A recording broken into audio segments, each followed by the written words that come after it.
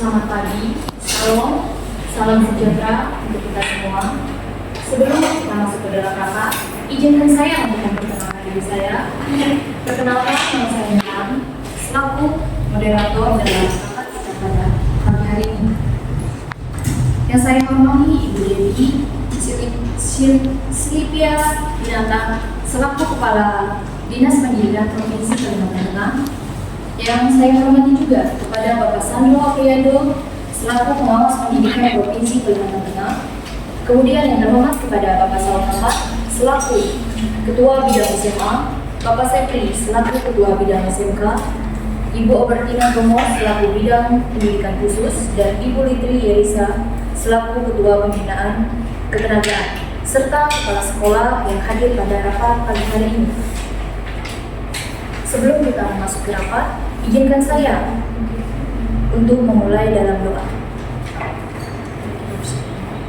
Ya Bapak, terima kasih ya Tuhan atas berkat-Mu. Pagi hari ini kami bisa berkumpul di rumah ini untuk melakukan kegiatan kami ya Tuhan. Kiranya rapat pada pagi hari ini lancar dengan sesuai apa yang kami ucapkan ya Tuhan. Ya Tuhan, terima kasih ya Tuhan hari ini doa kami, haleluya, amin.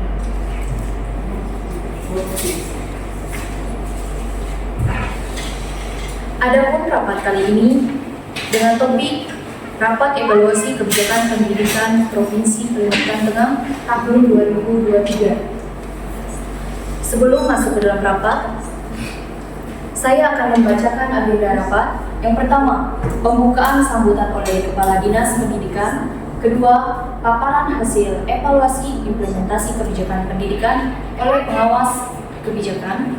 Yang ketiga, diskusi mengenai permasalahan dan hambatan yang ditemui. Dan keempat, penetapan rekomendasi perbaikan. Dan yang kelima, penutup. Baik, untuk pertama yaitu terima kasih atas waktu dan kesempatannya. Saya ucapkan selamat pagi kepada Bapak Ibu yang telah hadir pada rapat kita pagi hari ini. Salam sejahtera untuk kita semua.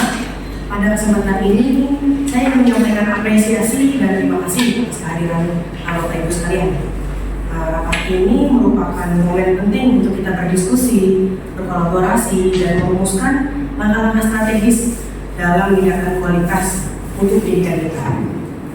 Pada kesempatan ini, kita berkumpul untuk melakukan evaluasi terhadap implementasi kebijakan dengan tujuan kita mengevaluasi implementasi kebijakan, di mana kita meninjau bagaimana kebijakan pendidikan dapat diterapkan di provinsi kita ini, kemudian apakah tujuan-tujuan pendidikan telah tercapai dengan baik ya, kemudian apakah ada kendala dan hambatan yang perlu kita atasi. Kemudian kita akan mengidentifikasi permasalahan dan tantangan. Mari kita bersama-sama untuk mengidentifikasi permasalahan dan tantangan yang kita hadapi untuk melaksanakan kebijakan kita untuk kedepannya ya.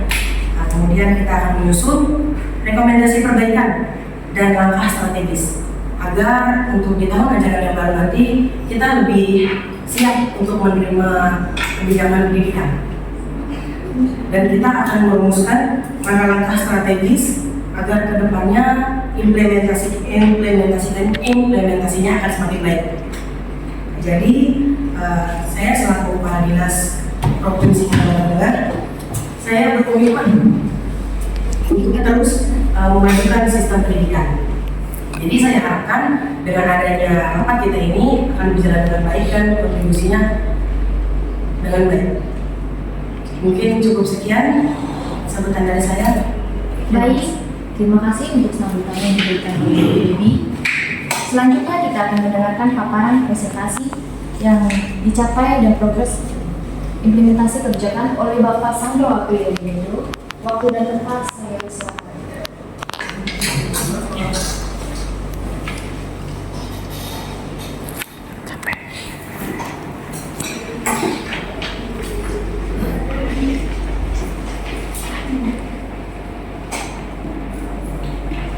Assalamualaikum warahmatullahi wabarakatuh. Selamat pagi Bapak Ibu hadirin sekalian. Yang saya hormati Kepala Dinas Pendidikan Provinsi Kalimantan Tengah, Ibu Dewi Silvia. Kemudian pada Ketua Bidang bagian SMA, SMK maupun pendidikan khusus serta para tamu undangan kepala sekolah yang terhadir. Saya ucapkan selamat datang dan izinkan saya untuk memaparkan capaian dan progres implementasi jalan pendidikan yang telah dilaksanakan dan harapan kita untuk kedepannya.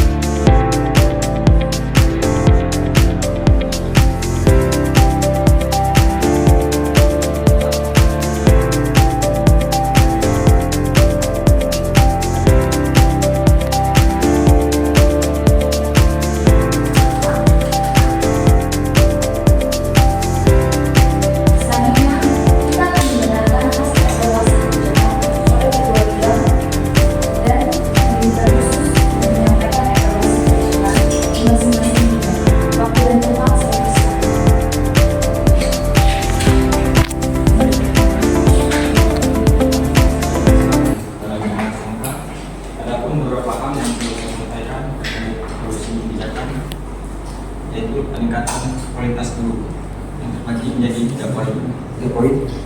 Yang pertama, profil kompetensi dan profesi guru saat ini.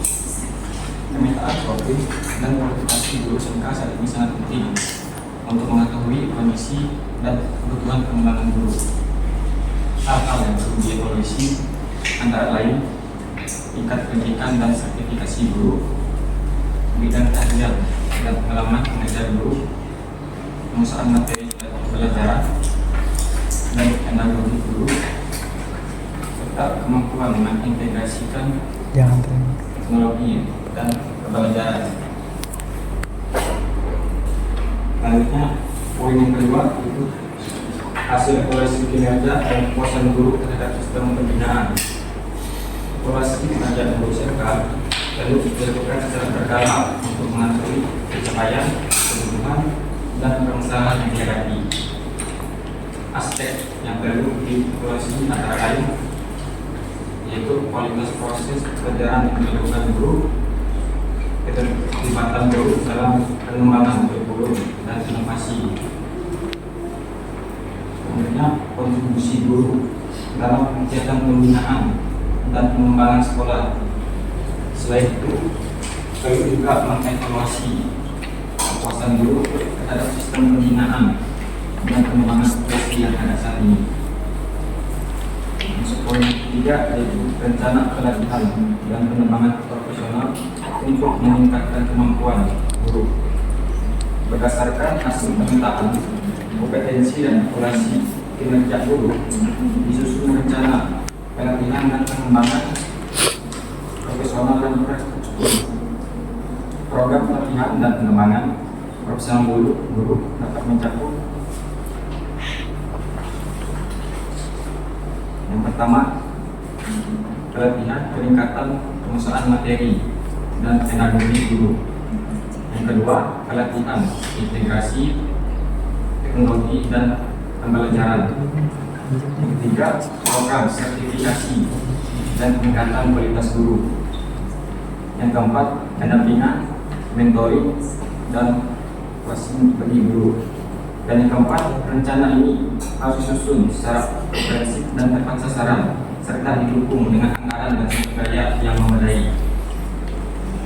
Evaluasi dan perbaikan terhadap ketiga aspek yang saya sebutkan tadi secara berkelanjutan dan berkontribusi pada peningkatan kualitas dan profesional guru SMK sehingga dapat meningkatkan kualitas pembelajaran dan lulusan SMK. Baik, itu saja dari saya selaku Kepala Bidang SMK menyampaikan evaluasi kebijakan. Terima kasih. bagi saya selaku pimpinan semua, ada beberapa hal penting yang perlu saya sampaikan terkait evaluasi kebijakan seperti kebijakan kurikulum. Nah, ada pun program kurikulum yang masih dilaksanakan di tahun ini di setiap SMA di Kalimantan Tengah, yaitu kurikulum K13, tetapi itu hanya untuk kelas 12 saja.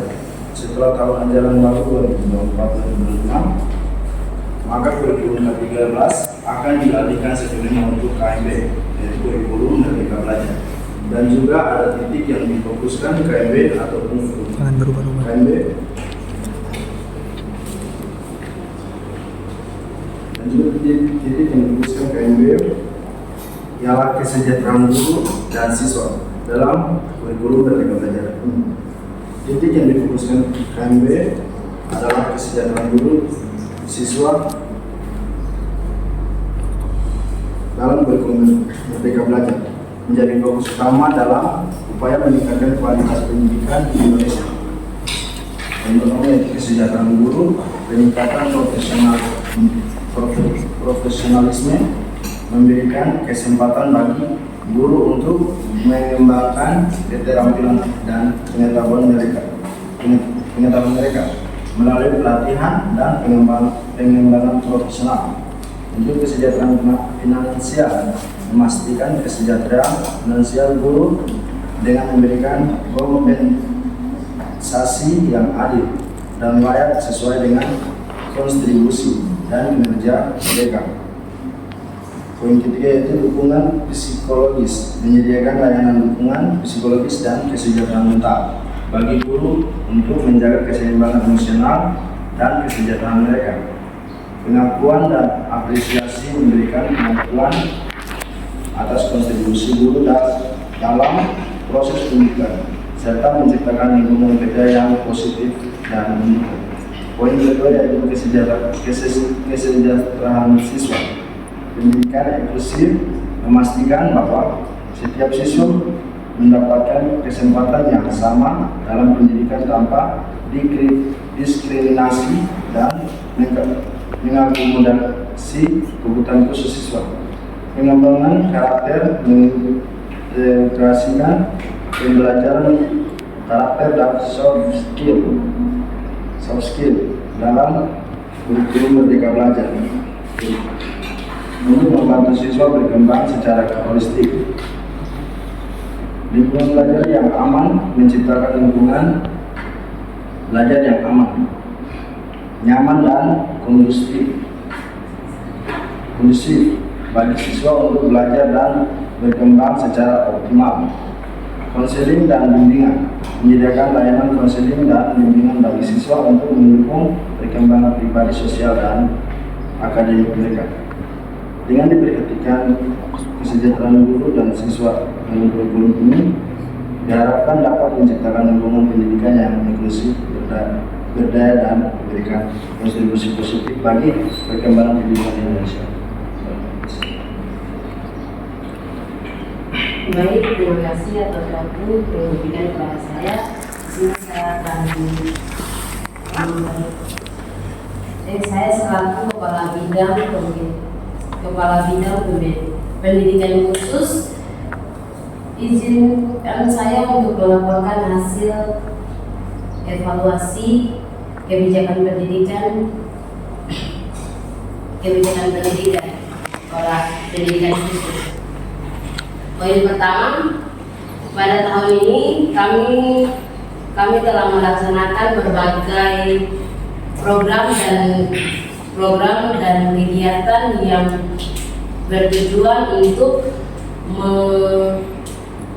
meningkatkan kualitas pendidikan bagi anak-anak berkebutuhan khusus. Poin yang kedua, kami telah berhasil meningkatkan jumlah tenaga pendidik yang terlatih dalam meningkatkan mengenai anak-anak berkebutuhan khusus melalui berbagai pelatihan khusus untuk guru-guru tersebut. Poin yang ketiga, peningkatan fasilitas fasilitas dan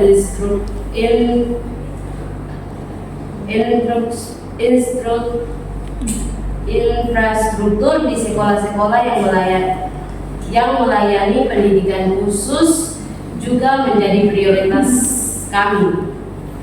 Poin yang berikut, program kami juga melakukan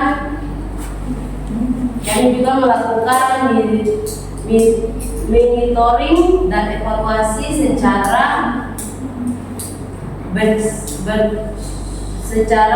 berkala untuk memastikan bahwa program-program yang dijalankan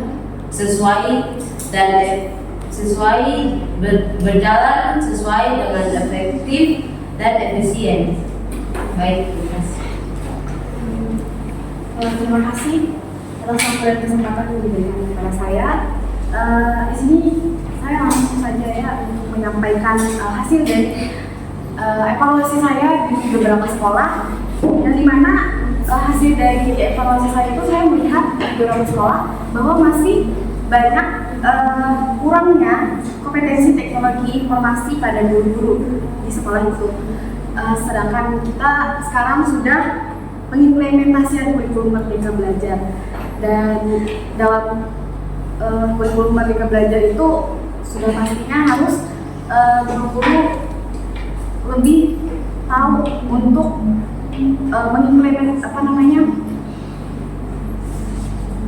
untuk kompetensi mereka dalam teknologi informasi. Nah, dan saya bahkan masih menemukan beberapa guru yang tidak bisa menggunakan Google Classroom, tidak bisa menggunakan grup-grup, pokoknya sosial media. Itu khususnya di guru yang sudah lanjut usia. Padahal itu sangat penting sekali teknologi informasi ini, karena memainkan peran kunci dalam meningkatkan kualitas pembelajaran. Jadi ada beberapa alasan saya, Bu, tentang pentingnya peningkatan kompetensi ini. Karena yang pertama itu tuntutan zaman, yang dimana pembelajaran ini kan teknologi lebih maju lagi, memberikan kesempatan untuk kita menciptakan pengalaman belajar, khususnya juga bagi siswanya. Satu contohnya itu guru dalam menggunakan, seperti yang saya katakan, menggunakan aplikasi pembelajaran online. Kalau misalnya nggak bisa hadir, pastinya kita sering menggunakan grup WA ataupun Google Classroom. Tapi masih ada saya menemukan tidak bisa menggunakan mengaplikasikan. Nah, dan yang kedua itu kan karena kita sudah menggunakan kurikulum Merdeka, yang dimana guru-guru harus dituntut lebih kreatif untuk belajar mengajar bagi siswanya. Jadi permasalahannya di sini, yaitu kurangnya kompetensi teknologi informasi bagi guru. Mungkin hanya itu aja yang dapat saya sampaikan. Saya ucapkan terima kasih. Baik, terima kasih untuk masing-masing sebuah pembinaan pendidikan. Selanjutnya kita masuk dalam diskusi dan tanya jawab. Jika ada diskusi maupun tanya jawab, waktu dan tempat saya persilakan. Silakan. Baik, terima kasih atas waktu dan kesempatan yang diberikan kepada saya. Saya izin menanyakan, saya dari kepala sekolah SMA 4 Palangkaraya. Saya ingin bertanya, bagaimana kebijakan pendidikan mengenai kekurangan fasilitas dan alat bantu yang dibutuhkan oleh siswa pendidikan khusus. Sekian dari saya terima kasih. Baik,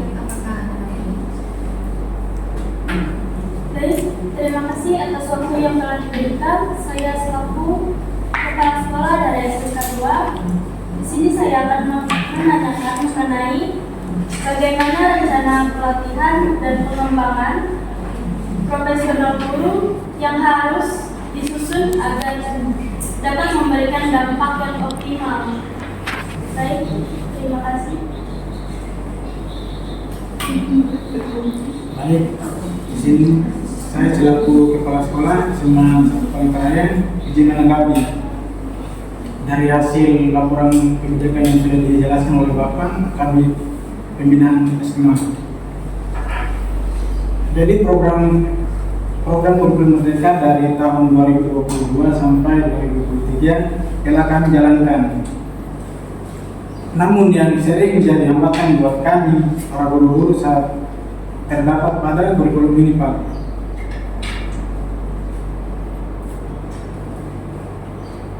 Sekian, terima kasih.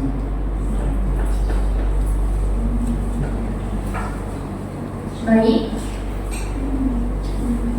Ada pun pertanyaan dari masing-masing ketua pembinaan, di mana ditujukan kepada kami, yaitu Bapak Sekri. Apakah ada tanggapan? Baik, terima kasih. Dari pertanyaan Kepala Sekolah tadi, bagaimana rencana pelatihan dan pengembangan profesional guru harus disusun agar dapat berkembang optimal. Rencana pelatihan dan pengembangan profesional guru harus disusun secara komprehensif dan tepat sasaran berdasarkan hasil pemetaan preferensi dan situasi pengajar guru. Program ini harus didukung dengan anggaran dan sumber daya yang memadai agar dapat memberikan dampak yang optimal dalam kualitas dan profesional guru serta. Dan pertanyaan ini kembali ke poin yang saya sebutkan tadi tentang inovasi pendidikan terhadap sekolah saya. Terima kasih. Selanjutnya itu pertanyaan dari Ibu Devi, yaitu di mana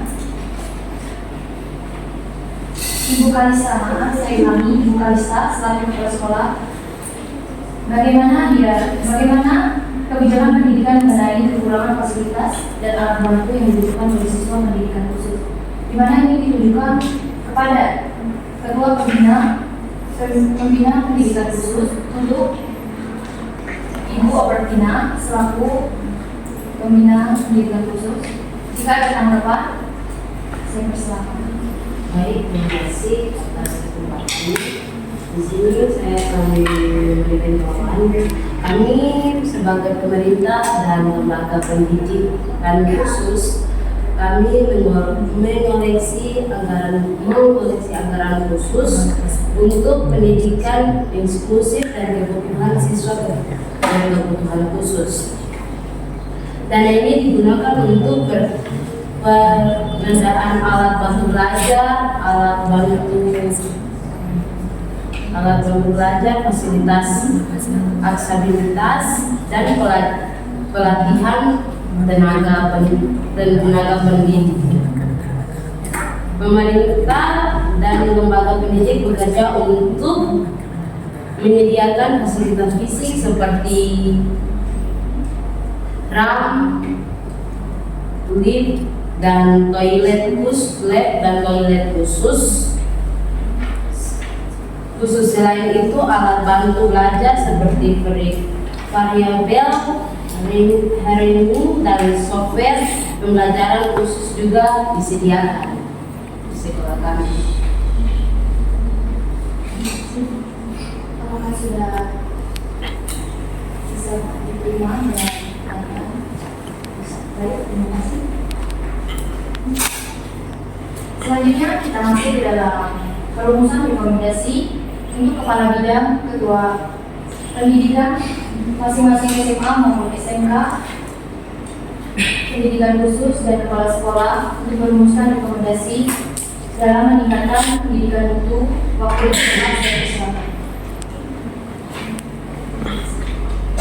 Baik, terima kasih atas waktu dan kesempatan yang diberikan kepada saya.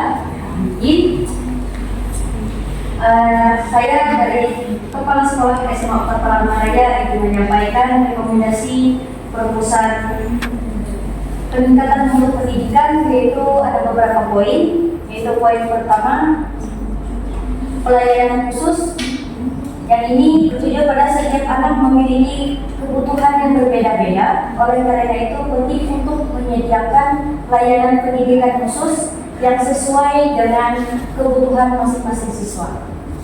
Itu poin yang kedua.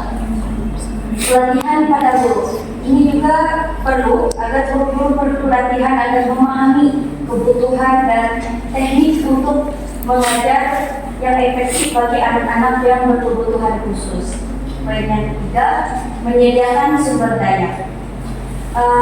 Tentu saja sekolah juga menyediakan sumber daya yang memadai baik dalam bentuk fasilitas maupun alat bantu untuk pembelajaran.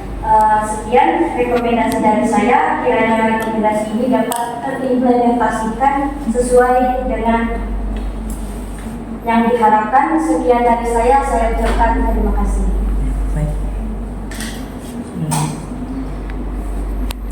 Baik, terima kasih untuk masing-masing bidang untuk rekomendasinya. Yang terakhir,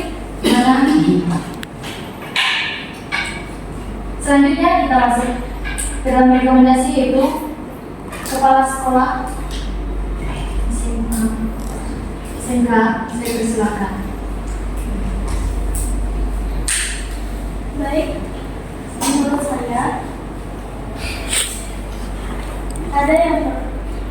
menurut saya perlu ada rekomendasi untuk peningkatan mutu pendidikan, yaitu peningkatan kualitas guru, yang dimana guru-guru di SMK perlu mendapatkan pelatihan khusus dalam pengembangan keterampilan keguruan dan penerapan teknologi dalam pembelajaran. Hal ini dapat meningkatkan kompetensi guru dan memberikan pembelajaran yang relevan dan berkualitas. Juga perlu ada pengembangan keterampilan soft skill. SMK perlu memperhatikan pengembangan keterampilan soft skill seperti kemampuan komunikasi, kepemimpinan, dan kerja tim. Keterampilan ini merupakan aspek penting dalam persiapan siswa sukses di dunia kerja. Sekian dan terima kasih. Terima kasih kepada Ibu Dewi yang telah menyampaikan rekomendasi. Selanjutnya kepada pendidikan khusus. Maaf, saya ulangi. Selanjutnya kepada kepala sekolah, saya persilakan untuk merekomendasikan. Baik, terima kasih atas waktu yang diberikan. Di sini saya akan menyampaikan rekomendasi atau kebijakan ataupun saran dari kami sebagai kepala sekolah SMA 1 Palangkaraya. Di sini ada pun beberapa hal yang kami mau sampaikan. Yang pertama, pelatihan dan pengembangan. Yang kedua,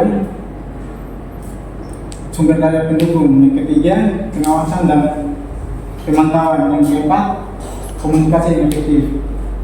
Pelatihan dan pengembangan disediakan pelatihan yang memadai bagi para guru untuk memahami, mengadaptasi kurikulum mereka dengan memberikan pengetahuan, keterampilan, dan dukungan yang diperlukan. Mereka lebih siap menghadapi perubahan tersebut. Yang kedua, sumber daya yang mendukung. Pastikan para guru memiliki akses sumber daya yang dibutuhkan seperti materi pembelajaran, bahan ajar, dan alat pengajaran yang relevan dengan kurikulum mereka.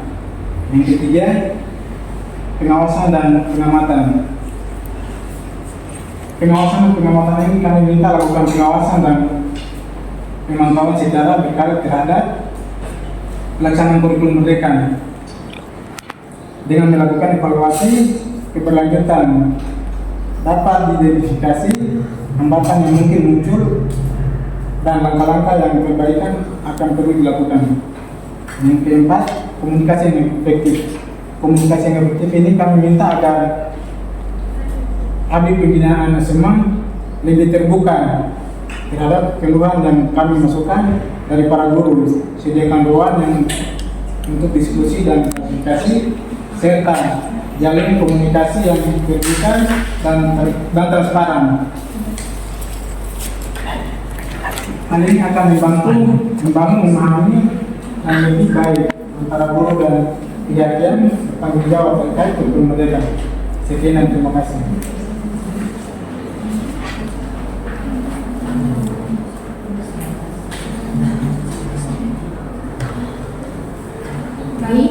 kasih kepada teman-teman telah menyampaikan rekomendasi implementasi.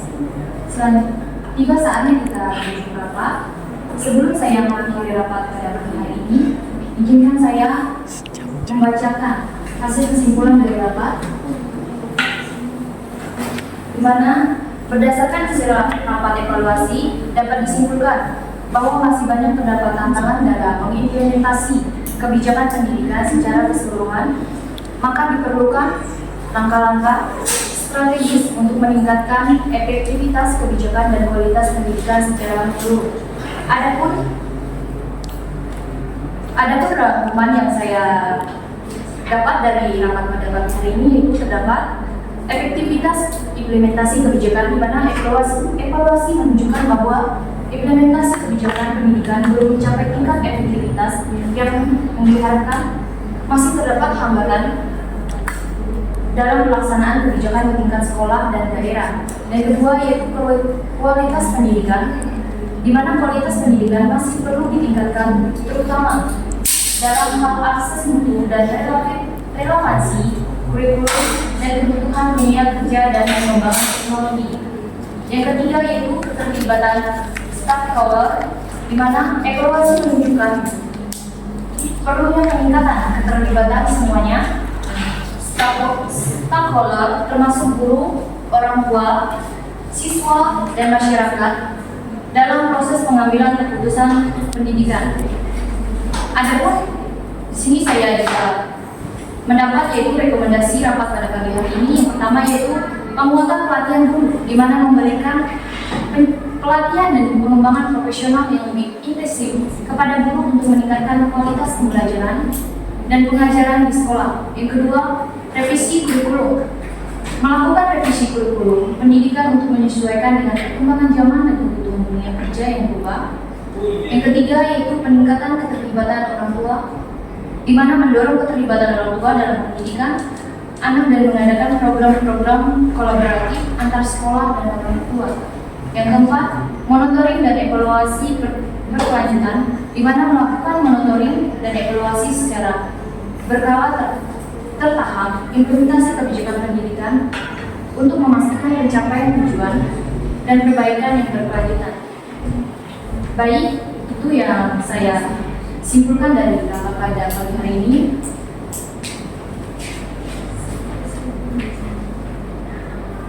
Saya rasa rapat pada pagi hari ini sudah cukup. Sekali lagi saya ucapkan terima kasih. Selanjutnya saya serahkan kepada ketua. Selanjutnya kita akan mendengarkan hasil